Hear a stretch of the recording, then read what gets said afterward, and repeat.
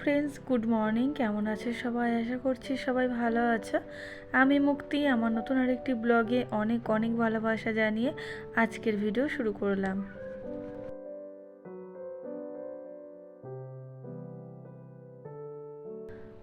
আজ কদিন ধরে আমার কি হচ্ছে আমি নিজেই বুঝতে পারছি না।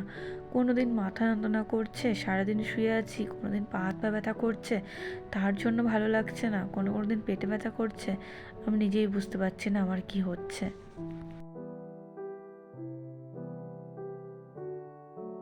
জামা কাপড় কটা ভিজিয়ে রেখে আসলাম, আর এখন আমি রোদে বসে বসে খাবো হচ্ছে ডাব। কালকে বর এনেছিল ডাব, আমার মানে ছুঁয়েই দেখিনি আমি। ও যদি আজকেও দেখে যে আমি ডাব খাইনি তাহলে আমাকে বকা দেবে। তো তার জন্য আমি ভাবলাম জামা কাপড় কটা ভিজতে ভিজতে আমি এদিকে ডাবটা খেয়ে নিই। রোদে বসেছিলাম, ডাব খেলাম, এত ভালো লাগছিল, মনেই হচ্ছিল না যে এখান থেকে উঠি। তারপরে হঠাৎ মনে পড়লো যে এখানে তো রোদ আছে আর আমি বসে আছি, তাহলে এক কাজ করি, সবজিগুলো বানিয়ে নিই।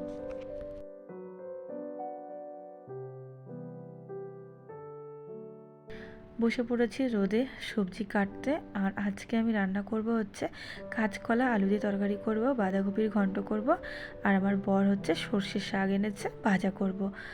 আর বাঁধাকপির ঘন্টটা তেমন একটা আমার খাওয়া হয় না, বেশিরভাগই ভাজা করি, ভাজাই আমার ভাল লাগে বেশি, আমার বড় বেশিরভাগ ভাজাই করি।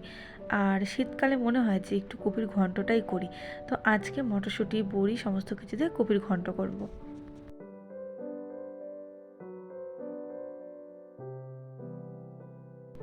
আজকে আমি সমস্ত কাজকর্ম সেরেই ভিডিও শুরু করলাম।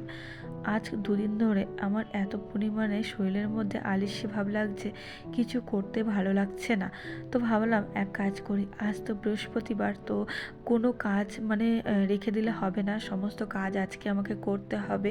তো তার জন্য আমি সমস্ত কাজ ঝটপট করে করে নিয়ে তারপরেই ভিডিও শুরু করলাম।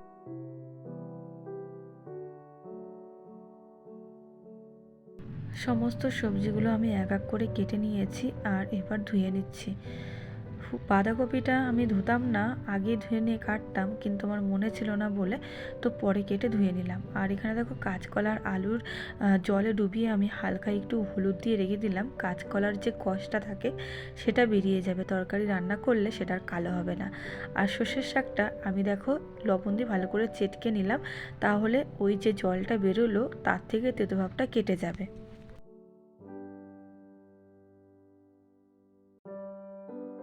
জামা কাপড়গুলো ভিজিয়ে রেখেছিলাম, সেগুলো এখন আমি কেচে দিচ্ছি। তোমাদেরকে বলছিলাম যে আমার কেমন একটা অলসতা আমার ধরেছে শরীরের মধ্যে, কোনো কাজ করতে ভাল লাগছে না।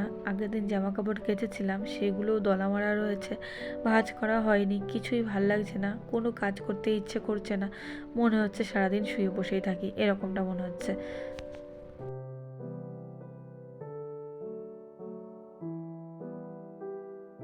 সকালবেলায় ভাবলাম যে গরম জল তুলে রেখে দেবো, মনেই ছিল না। এখন যখন জামা কাপড় কাচতে এসেছি জল দেখে মনে পড়েছে আমি তো জল তুলিনি। তারপরে বাথরুমে গিয়ে দেখছি জল চলে গেছে, ওই টিপ টিপ করে মনে হয় 2-3 মগ মতো হবে হয়েছে, তো সেটাই ভরে রেখে এসেছি।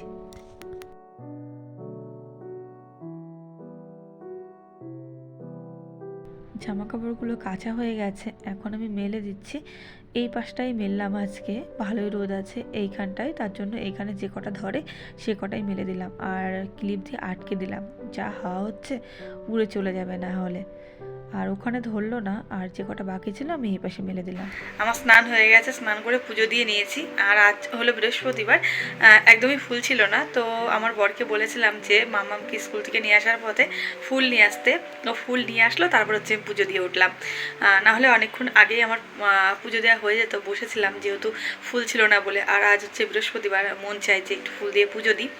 তো যাই হোক, এই দেখো পুজো দিয়ে আমার হয়ে গেছে। অনেকদিন পর আজকে ফুল দিয়ে পুজো দিলাম, বেশ ভালো লাগলো। এই যাওয়ার সম্ভবে ফুলই আনা হয় না।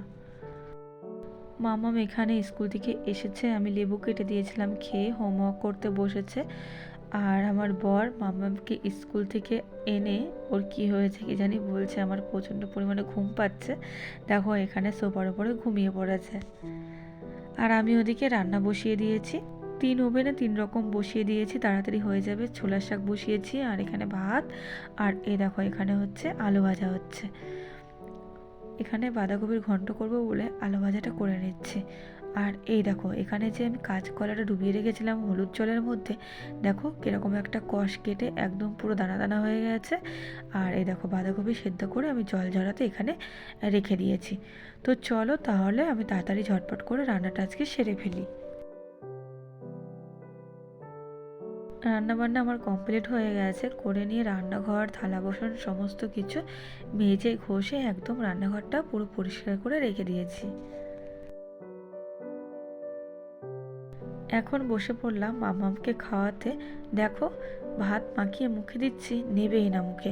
খাওয়াতে গেলে আমার যে এত পরিমাণে বিরক্তি হয়, বিশেষ করে রাগ হয়, মনে হয় কেউ ধরে ধরে মারি। আর কোনো দিন মেরেও দিই আমি ওকে, এই খাওয়ার জন্য কম কথা শোনেও।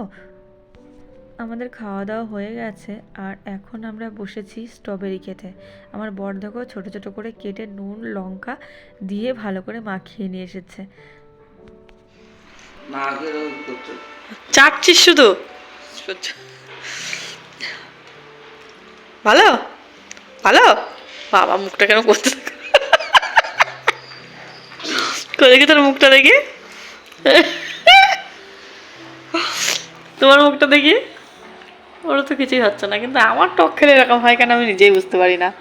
তো চলো একটা খাই, তাও নাল পড়ে গেল।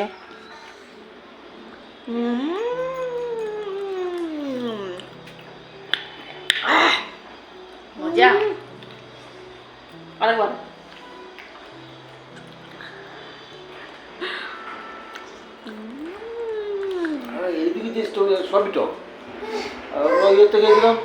কি মিষ্টি বলো তো? কোথায় গেলি? ঝাল লেগে গেছে।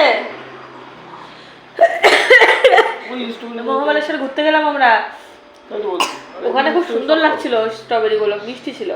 আর এই স্ট্রবেরি গুলো দেখি টক, আমার টক খেতে ভালো লাগে না এমনি।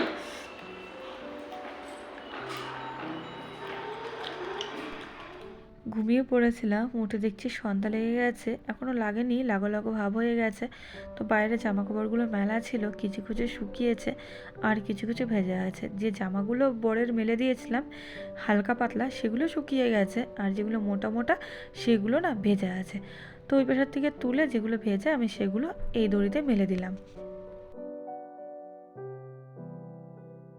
সন্ধ্যা লাগার সঙ্গে সঙ্গে ব্যালকনির দরজাটা আমি দিয়ে দিই, না হলে হুড়মুড় করে এত পরিমাণে মশা ঢোকে যে রাতের বেলায় আমরা ঘুমোতেই পারি না, সারা রাত বসে বসে মশাই মারতে হয়। আর এবার দেখো জানালার পর্দাটা আমি দিয়ে দিলাম, আর মাম্মাম এদিক ওদিক ছোটাছুটি করছে।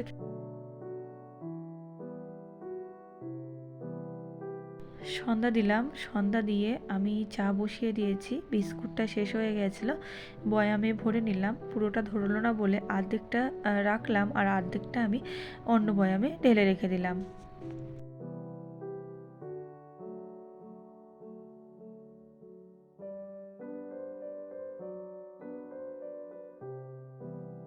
আমরা বসে পড়েছি চা খেতে, মাম্মাম আর আমি, আমার বড় খাচ্ছে।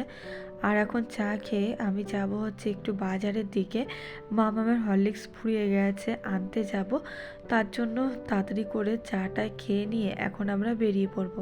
আর মাম্মাম দেখো বিস্কুট চায়ের মধ্যে ডুবাচ্ছে আর বলছে কি গরম, বলছে এভাবে ফু দিয়ে খা, ও তাও শুনছেই না। কোথায় গেছিস সবাই? কি আবার জল দিয়ে কি করবি? লিপস্টিক দিয়ে মনাটাকে পুরো মেকআপ করিয়ে ছেড়েছে। চল, হয়নি তোর মনা সাজানো হয়নি? হ্যাঁ চলো চলো চলো, পাপা চলে গেল, চলো চলো।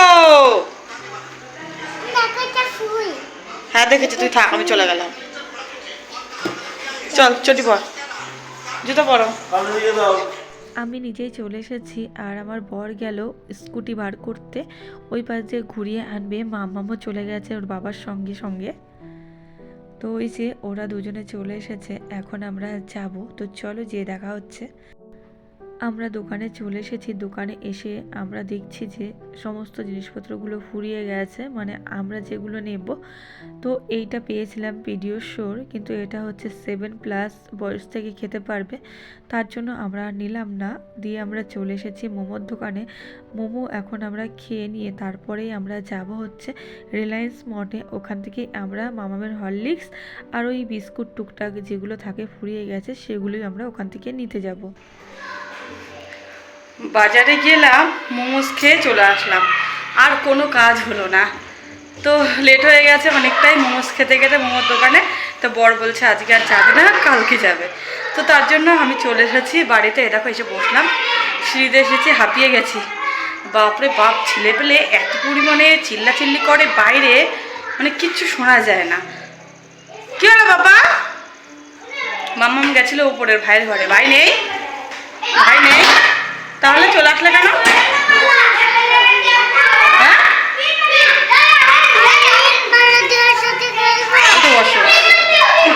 আরাধা তো পড়াশোনা করছে। আরাধা তো পড়াশোনা করছে, তুমি আরাধার সাথে খেলবো, ভাইয়ের সাথে খেলবো। যাও। ভাইকে ডেকেছিলে? ভাইকে ডেকেছিলে?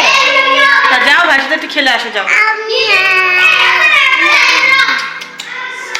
পাগল। ওরম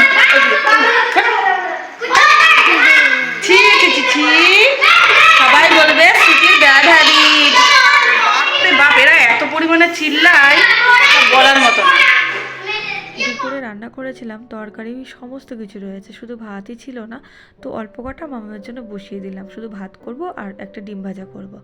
তো চলো বন্ধুরা, আজকের ভিডিও আমি এখানেই শেষ করছি। আমার ভিডিও কেমন লাগলো তোমরা অবশ্যই জানিও। আর চলো, tata, bye bye, good night, সবাই ভালো থাকো এবং সুস্থ থাকো, বাই।